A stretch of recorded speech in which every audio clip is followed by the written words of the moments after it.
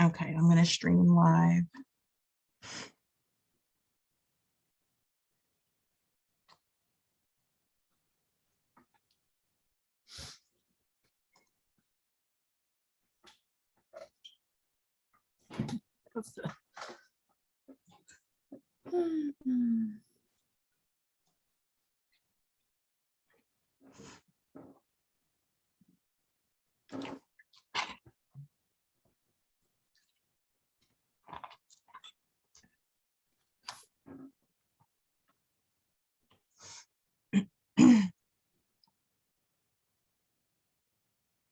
Okay, we good? Good. Is it live? Okay. See, oh, I can see the chat. Good.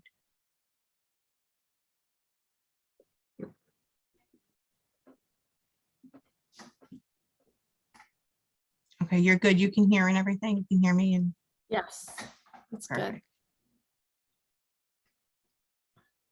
Okay, hi everyone. If you're jumping on, say hi so we know you're here. We are here with Patty. And Patty is going to share her story of her husband. So whenever you're ready, Patty, and I am going to share some pictures. Awesome. So if you want to just share some of the family ones, then I can talk. So Yes. I'm Patty Myers, and I am out of kind of Orlando, Florida area. And I was married to my husband for 31 years, known him for 34 years. And we have 2 children, Charlie 20, Chelsea 26, and our son has autism. And we have 2 nonprofits. We have a program that helps kids with disabilities learn life, social, and job skills. And then a private middle and high school that also help kids with life and social skills as well as academics. So he was a big part of those programs, and he was our bus driver, our handyman, our jokester, Uno player. He was very involved in their lives. Sometimes we would even have one of our participants spend the night to give parents a break from behaviors and such. So he was very involved in their lives. So I think she's going to show some pictures. So this is my family, and that's my husband on the right being goofy. And my son, so this is years ago, but I love this picture of us. This is our 30th anniversary. And I got these silly shirts, and yeah, so that's Tony. And then my husband helped my mom a lot. She's still alive, but we took her from up north and moved her in our house, and he's been a big part of her life. So he was also doing that and making her laugh. And he cared for her for months at our house. And that was us being silly for our 30-year anniversary. He had that idea because of the quarantine.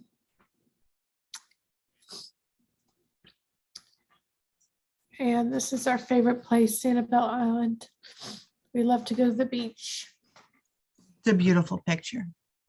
Yeah, I love that one. It's one of my favorite because his smile, that really shows who he was right there. We Yeah, love to look for shells and just be with each other, you know. Okay, we're gonna show a picture of Tony in the hospital. If you can explain, Patty, when this was taken. So he was admitted on 8/15. He was diagnosed around 8/6. So this was about, I think 4 days after his hospitalization. He said this to me. I wasn't allowed in the hospital at this point, and said this was 4 days later, and he was moved to another room because he needed high flow oxygen, not the regular oxygen. And I was shocked. I didn't know what that even meant. I tried to get a doctor to call me in these 4 days. No one called me. I ended up calling my friends. who are doctors, and they ended up calling the emergency, or that hospital, and getting someone to call me. So I didn't see him till the day after this picture was taken. So I think at this point, I want to say he was on like high flow, but like maybe 45, or I don't know where I have that, but he was on like, yeah, he was just on the high flow. So I don't know what number it was, but, and then the next day, no one still called me. And so I just went to the hospital and I said, I need to go see my husband. I need the head nurse, the head doctor. They got them for me. And then I said, I just made a big, ruckus. And then the lady said, well, when have you seen him? And I said, what do you mean you don't let me in? She goes, oh no, there's 30-minute visits. I'm like, are you what? So there was this whole thing. You had to call between 7 and 9 to get like a lottery visit. And I did that every day. And thankfully they let me in every day since this picture you're seeing, they let me in every day. So he didn't know I was coming in, and his face was just like so happy. Aw. So I went every morning. I set my alarm, and at 7:01, I was calling that number, and they got to the point where I called and they were like, hello, Patty. I was like, but they let me in every day, and I'm grateful because there's a lot of families that weren't. So I am grateful. And he said it helped him a lot. But as you could see, I would have to go in with all this. There was all this protocol of putting on this gown and such that I had to do. And you had to take it off in a certain way and all this stuff. So I didn't care. I did that. And then. Did your husband have remdesivir? Yeah, so he said that he had that. He said it, he didn't pronounce it. I didn't recognize it either, but he said it in a weird way. And then I said, okay. And then 2 days later is really when so let me go back just a quick minute. So when he went to the ER, prior to that, like the day or two before, he was dipping into the 80s. So we called his doctor, and the doctor said, you got to go to the hospital for oxygen. I tried to not do that and tried to have oxygen sent to the house, but they said, you can't do that. Got to go to the hospital. So we only went for oxygen. That's it. So hours later, he's like, get me out of here. This place is horrible. They haven't given me anything, no oxygen or nothing. And then the records show that his levels were in the 90s, 95, whatever. So then the doctor said to him, I have a text that says they're trying to figure out a way to keep me overnight. Maybe just a night they'll need to keep me. And then what the reason was Remdesivir. That's the reason they had to keep him. So within 2 days, he was going bad pretty quickly. I didn't understand how oxygen works. I mean, I know if you're getting more oxygen, that's not good. But I didn't understand the high flow, the vapor, all these words they use. I don't understand it. So regular oxygen, I believe, goes to 15, 16 liters. I'm not positive on that, and then that's when he's in ICU, all this stuff. I'm going to talk about that in a minute. But Okay. so when he said he was going to another room, that's when I went into high drive. I got to get in there. I don't know. He doesn't understand it. I don't. So they let me in, and then that was, I don't know what day, how many days it was, but a few days later, that's when he got really bad. And then he went to 100% support. He could hardly talk to me. And that's when I went on my Ivermectin rampage. So when they finally this is what I want everyone to hear. I want everyone to listen to this. Yeah, this is why I'm doing this video, for this purpose right here. So he was in the hospital 5 days. I haven't seen him. I fight and go to administration to get in there. They said, okay. They brought me in that day, like at 5 at night. I learned about ivermectin that day. I'd never heard of it in my life before that. Ivermectin and then the antibodies. So I started fighting for ivermectin then. I didn't get it approved until 5 days after that. So mind you, he's had COVID. By the time he got ivermectin approved, you're talking 3 weeks at least. He was at death's door. He was at vet's door. It was bad. Everybody said no. Everybody said it's a horse pill. Everybody made fun of me. I even had friend doctors that made fun of it. And everybody's just saying there's nothing else we could do. They kept telling him that there's nothing more. We've done the protocol. We're done. And he was frantic saying, they're telling me there's nothing else. And I said, don't listen to them. I'm on it. I'm on it. I'm on it. So finally, an angel doctor, she is an angel because she encouraged him and she said yes to the ivermectin. And so they got it approved like at 1:30. She said yes. So I told Tony about it and he said, I said, did you get it? And he's like, I don't know. So the next morning I went in at like 11 and there's the same doctor, which is rare. You never saw the same doctor the next day. It was 10 million different people every day. And you had to kind of share your story all over again. That was a whole other thing. But so she's staying there and I'm like, did he get the medicine? And she's like, I don't know. I ordered it. And the same nurse. And she's like, I said, I need to see the note. And she goes, no, Patty. He's down to 80% support. I was like, what? So I got all my stuff as fast as I could. And I went in the room and I'll never forget it because the machine said 75. It didn't say 80.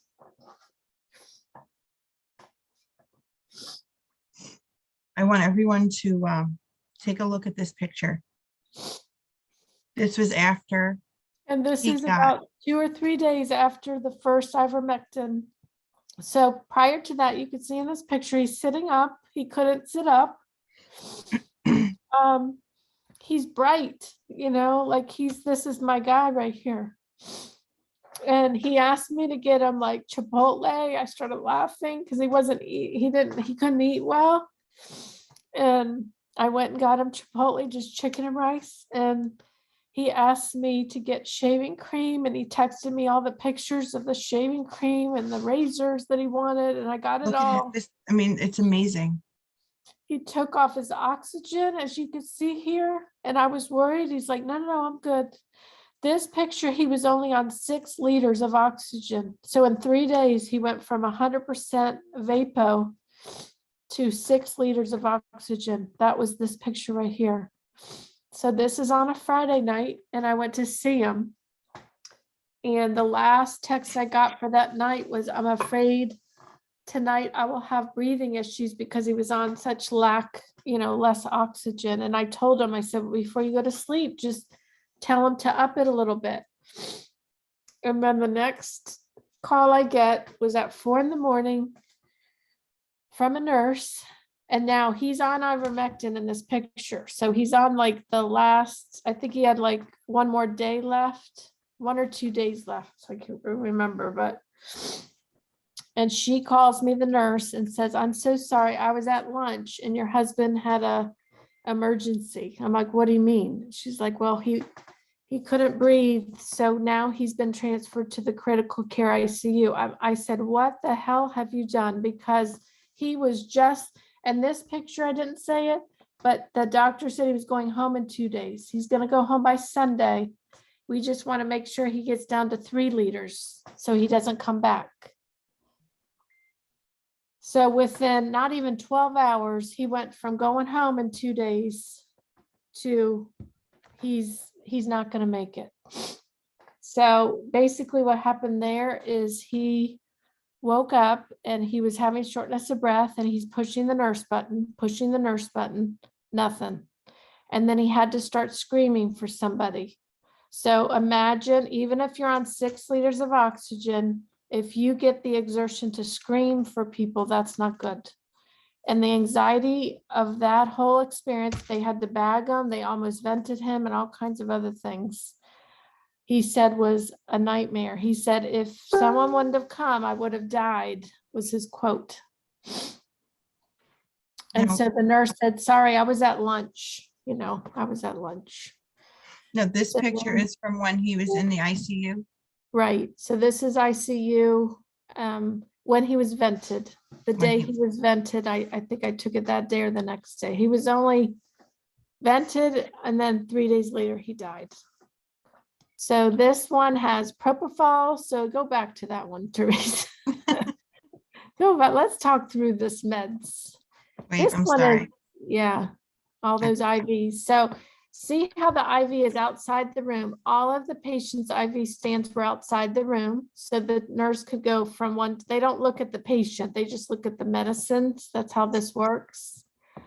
Sodium chloride, propofol, fentanyl, vasosprin. I'm not saying the right words. There was like 6 of them. Yeah, that'll kill you right there. You know, that's pretty much he's not going to make it. So let's just drug him on. That's euthanized right there is what we're looking Exactly. at. So, I wanted everyone to see that, this is what's happening. It mhm. is happening. It's happening to real people. And this is what it's like. That's why I was so glad that Patty wanted to share the pictures so that people that don't know can see this is what our loved ones went through. And in fact, this actually, when I took this picture, the nurse was kind of rude with me. She was very short, and I didn't ask a lot. I forget what I've asked, but I think it was the blood gas. I asked her, and then she was short, and I just said to her, I said, "Are you okay?" And she goes, "No." And I said, "Well, is there anything I could do?" And she goes, "I'm sorry, your husband is on a lot of medicine. He's on the most on this floor, and I just have to keep track of all this." And she goes, it's my job, and I got to stay focused. And I was like, wow, so, so basically the first day he was vented, they proned, he dropped his crashing. They said he's not going to make it that day. And then I went to bed that night thinking they're just going to call me and tell me he died, but they never did, which I was shocked. And then I was supposed to go in at 9. They let me once. This is another thing. Once he was vented, immediately all I had to wear was a mask. I didn't have to do the whole gown, and I don't understand it, but okay. He didn't have COVID for weeks, but that's a whole other, thing. But that happened. And then so the day he was vented, his stats were just nuts. I mean, it was bad. And like I said, I went to bed thinking they'll call me. They didn't. So I went back in the next morning, and then I walked in. His vent was down to 86%. His blood pressure was wonderful. That's how it was. One day, dying. Next day, wonderful. So the whole day, his stats were amazing, like good, like progress. But I left there that night going, okay, tomorrow's going to be, and this is a picture of Chelsea, my daughter, with Tony.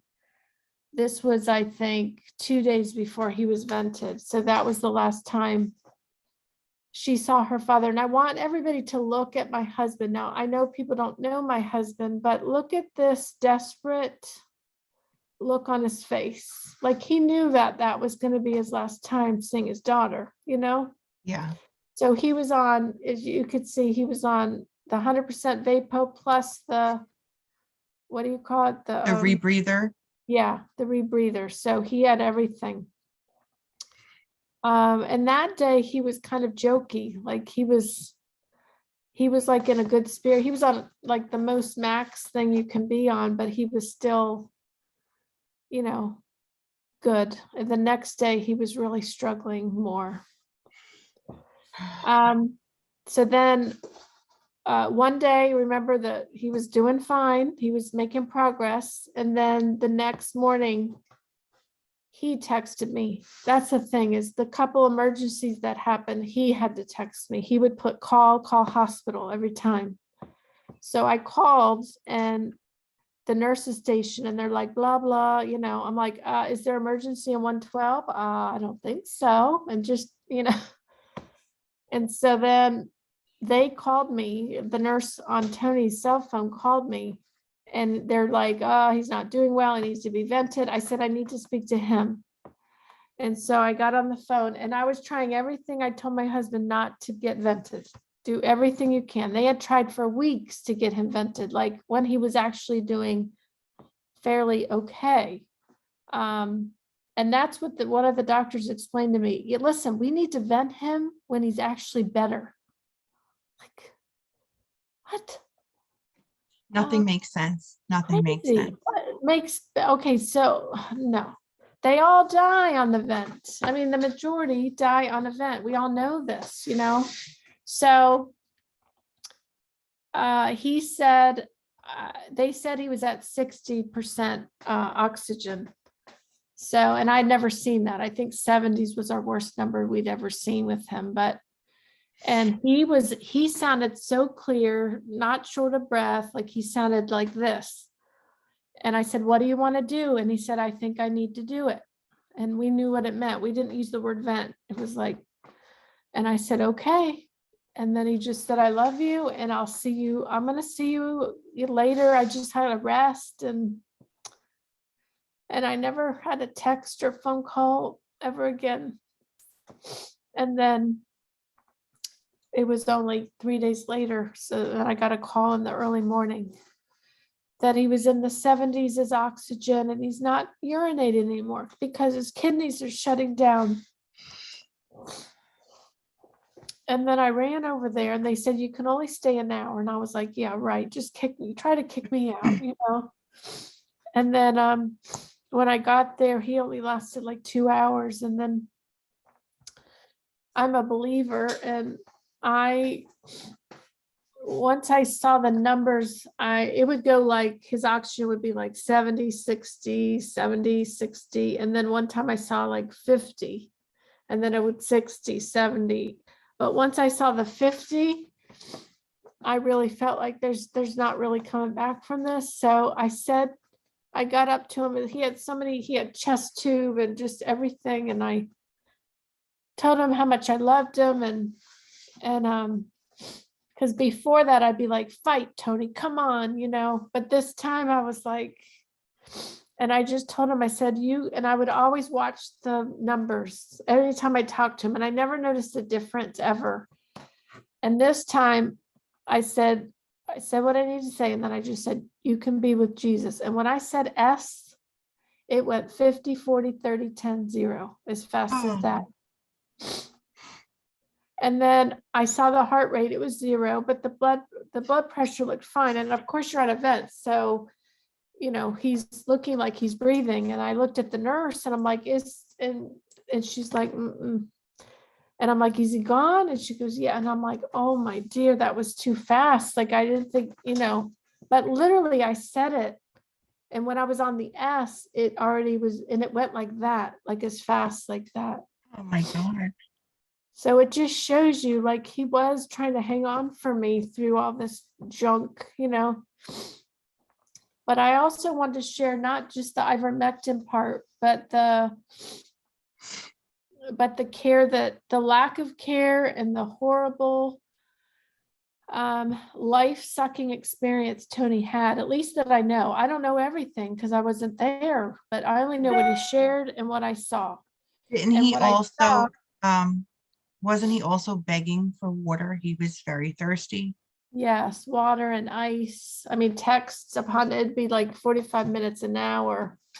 And a lot of the times the one doctor, I said, okay, if he's going to die and all he needs is ice, that's all he needs right now in his life is ice.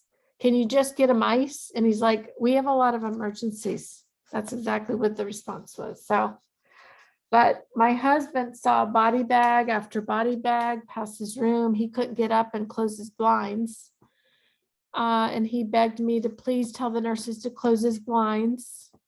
After that little episode he had, he asked the nurse in front of me, he's like, listen, does that happen sometimes? You have that emergency situation. And she's like, let me tell you, like, we had a 32-year-old fit guy come in here. He was only on 2 liters of oxygen. And then by the end of the night, he was in a body bag. And I had all that garb. So like only Tony and I, we could, and we just did like, what? And he's like, wow, that was positive. And she just laughed and went on her way. Like that was a normal conversation that Tony had with the healthcare workers there.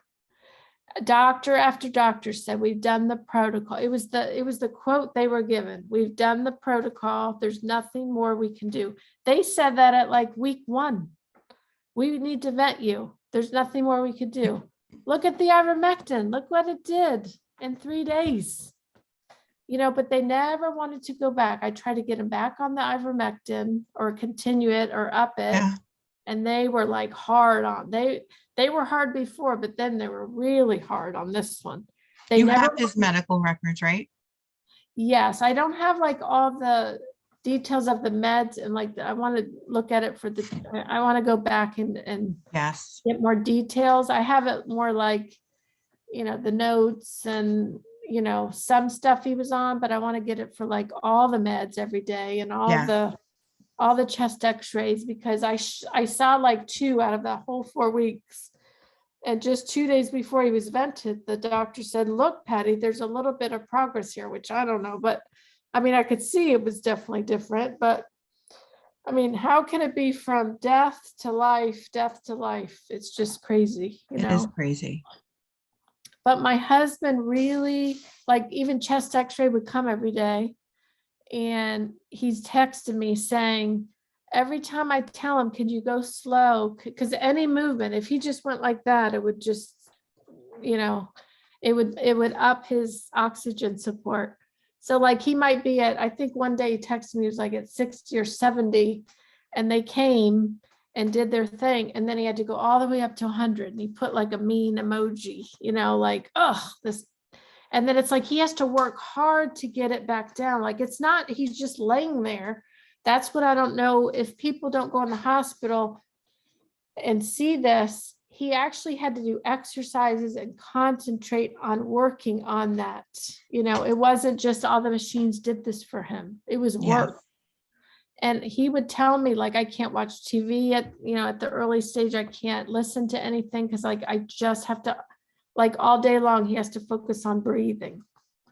And he would like just look at the clock, and he said it just goes by so slow, no visitors. I mean, and he said they only came in like certain times because of the COVID, like they weren't in there every 5 minutes because God forbid, sorry, I don't mean to sound crass on that one, but No, I agree. I agree. They did the same thing to my dad, and I'm sure they did the same thing to many, many others. It's awful. yeah. And I mean, and I was in there, like I said, it was a lottery because I heard some people yelling, like they check in and the lady's like, sorry, we only have 20 slots for 100 patients or something. And I was over there in the corner, like, oh, how am I getting in? So I don't know if my little yelling at that 5-day window did it, but they let me in every day. And I am so grateful that as a lot of people don't get in at all. I'm so happy you had that. And I was able to be with him when he died. It was, not, he begged me, we didn't talk about death, but he begged me just to always be with him. And I was able to do that. So I am grateful for that, so I just hate that he just suffered so much when, as simple as just IV vitamin C or D or zinc, or they said, nope, that's not proven to do anything. I'm like, well, just, if he's going to die, like, but I just think it's sad, the lack of care and the lack of empathy. I would say to a doctor, okay, so you would let your wife, just not do anything else? Yep, that's what I do. That's what they'd say. Just nothing. Yep. I'm like, oh, I don't think so. You would fight. You would be calling your colleagues, and they would make fun of me. Are you in the medical field? I heard, they were rude with Tony too. They were like, your wife needs to back off. I heard from the ICU. Oh, this is a good one. The ICU doctor says, listen, because I was asking for ivermectin strong again and this other lung medicine. And he's like, if you took your car to the car mechanic, would you be telling them what to fix and how to fix it? And I'm like, well, because I do research a lot. Honestly, I don't just trust anything. Yeah. And he's like, it's a yes or a no, like we're rude. And I was like, well, no. And then he's like, exactly. I'm the professional doctor. You need to stay in your lane. And I was like, whoa, that is so rude. That's very rude. That's awful. And then he started to tell me he's a different doctor. He used to save people on vents and now he can't. And then I was like, well, why do you keep trying to put him on a vent if you think he's going to die? So it's like, who's on first? You know what I mean? So Exactly. it's crazy. So I And think if you were able to tell people that have not been through this, what would be your advice to them? don't go to the hospital. Don't let anybody put remdesivir in your body. The big thing I've been trying to tell people is don't go to the hospital and, go on the FLCCC. There are medicines that you can get now. I tell people to get the medicines now. So if you get sick in the sense of your breathing, then you already have the stuff that you can take. My brother and some other people, we've been able to get them some medicines and they're okay. Like immediately, they went from almost going to the hospital to fine. So it's easy, it's cheap fixes, it's even preventative stuff that you could do now, but don't go to the hospital because they use the protocol and the protocol kills. Absolutely. So, and Absolutely. then we There have are, a website. So maybe say that, Therese, the yes, website. the protocolkills.com website. We have tons of information on there that could help you. And there are doctors out there. There Yeah. are frontline doctors, the frontline nurses. There are people out there to help you. Stay away from the killing fields. And what was interesting too, like the day that I got the ivermectin when I was on a rampage, I started the morning at his primary and I said, I need ivermectin because like he's his primary doctor. And they said, oh, no, he's in the hospital. We can't do anything with medicines once he's in the hospital. I've never heard of such a thing. Like Wow. your primary is no longer your doctor once you go in the hospital. And even Tony would text me. He was like, can you call the doctor and see if he could help us, And then, I didn't mention, my husband's emailing the news. He emailed the governor. He looked up his patient rights and he called ACA, Agency for Healthcare Administration. And I mean, from his own bed, Wow. struggling to breathe, he's saying this is not right, That's incredible. So we just need to stand up. I mean, he's not here anymore, but he would want us to speak for him and say that this, not only can it not happen anymore, but what can you do if you get sick and have trouble breathing with, I don't care if it's COVID or anything else, but Exactly. and again, disclaimer, I am not in the medical field. I'm a behavior analyst. I work with adults with disabilities. I am not a doctor. I am not a nurse. I am a wife that saw my husband die on purpose, and that didn't need to happen. It didn't. Mm-mm. Absolutely No. did not. No. Christy is asking which state you're from. She's from Florida, Christy. The Orlando area, where they have a lot of healthcare support here. So sad. Patty, I cannot thank you enough. Is there anything else that you wanted to share? I think that's it. I think, some of our stories, I was telling you earlier that, we focus on the hospital and the killing part, but Tony was a person. He was 55. He was the youngest son in his family. I met him in college in math class. He was a human being. And a lot of times, I would tell the doctor, hey, I need this medicine. Can we change this medicine? And I would get the quote, I'm not sure what medicine he's on, and I'm like, or they would say, we can't do this. I'm like, have you looked at them? You know, so I want everybody to know, like, not just my husband, but you know, what he did with our nonprofit and such. He's a big, like, even when I went to the mechanic, here's a mechanic again, but I went to the mechanic to our nonprofit bus that we use. I knew he was working on brakes or something, so I had to go there and say, I'm not sure where he left off. And the guy pulled up our nonprofit name, and he's like, oh, wait, is your husband the guy that was like jokey? And I'm like, yeah, that was it. And literally the guy had to stop, and he's maybe met him twice. He had to stop, and he's like, hold on 1 second. And he was trying not to cry. My husband was like, talk to everybody, didn't meet a stranger. You know, he impacted a lot of people. And that's really what they took. You know, it's not just a 900,000.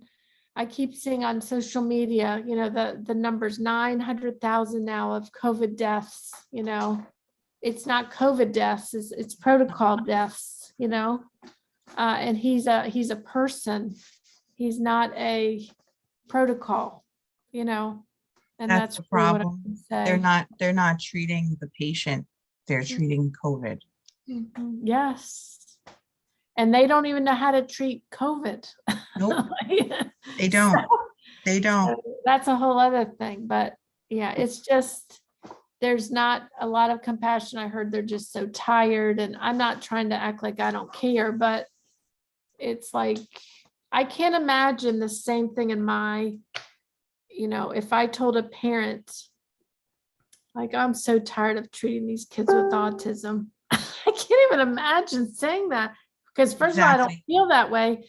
And if I got to that level, I would go somewhere else. I would do another Exactly. field. But I tell you what, I never lose hope on any of my people. Never. I don't care what people say, and this kid can't talk and this kid's not good. No, I don't believe it. So I wish we had more healthcare people like that. But unfortunately, we have hospitals and the government that tell them what they can and can't do. And some stand up, like our good doctors that we're seeing now, and say, you know, we're going to stand up, and some don't. And some believe this crap, you know, they Oh, Patty, believe. you went to DC with Dana Stevens. Do you want to tell Yeah. everyone a little about that? 'Cause that looked Yeah. exciting. I was so disappointed I couldn't go, but next Yeah. one I'm so there. Yes. And that's one of those things that is super hard to do. You know, because I made a sign with his picture on it, and I put, you know, hospital protocol killed my husband. And that's hard to hold up, to be honest, you know. But yeah, and then Dana made this, you know, beautiful banner, and she Yeah. had put names of all our loved ones that have, you know, gone, and Mike was there with us too, holding the banner. And I mean, it was a fired up, wow, it was freezing, but it was such a, like, all the speakers, it just lined up, and just spoke truth and easy Yes. things to do. I had And life. goosebumps watching it the whole time. Yeah, life, you know, not death. It's like the hospital is just death. Even if someone got better, like the whole aura, every day being in there is just life sucking. Yes. And I had life, like I could breathe well. I can't even imagine what my husband felt, trying to breathe, and then someone constantly telling you you're going to die. I mean, and then you can't see your son, you can't see your daughter. I mean, we begged to get Chelsea in, only because she was going out of town. But even that was like, you know, rocket science we had to do. But my son never saw FaceTime, but he never got to see my husband. And how is your son handling it? I mean, he's doing actually pretty good. He's actually expressing more since then. But we're all trying to figure this out. You know, we're all in different anger moments, and he was like the life of our family, to be honest. He was just always talking, always joking, always sending funny memes, and we're kind of quieter people, but without him, it's just the silence is so loud, you know, the quiet. So, you know, when everybody goes home and does their thing, I come home by myself, you know. I don't have my guy. I go to bed and there's nobody there anymore. And that guy, that the ICU guy that told me about the whole auto mechanic thing, he gets to sleep with his wife. He probably got a bonus, you know, he just Yeah. billed me for thousands of dollars, you know. And Tony's bill roughly is, you know, like close to 500 grand, maybe probably more, but so they're, you know, they just go on to the next patient, the next vet, the next remdesivir, the next, you know, it doesn't, No, so, and my world just stopped, and I just got to figure out how I move forward we without my move, guy. I know, we move forward by fighting for them, Yeah, and we are all together, and we will get justice for them. We will. One way or another, we will get justice. yeah. I just want to tell people how to help themselves, and that's the best justice in one way, and the other way is just some accountability, somehow some accountability, you know. It's not Yes. right, it's not fair. It's not, it's Mm-mm. not. And I want to thank you. I mean, this was incredible for you to come on and do this and share the pictures that you did with all of us. And if everybody could share this out, please, let's get Patty's story out there. Let's show people what is happening and try and open some more eyes. God bless you, Patty. I Thank pray for you and for your letting me family every share. day. Thank you. Have a good night, and know Okay. that you are not alone. We are right there beside you. Thank you. Thank you. Good Thank night, you. everybody.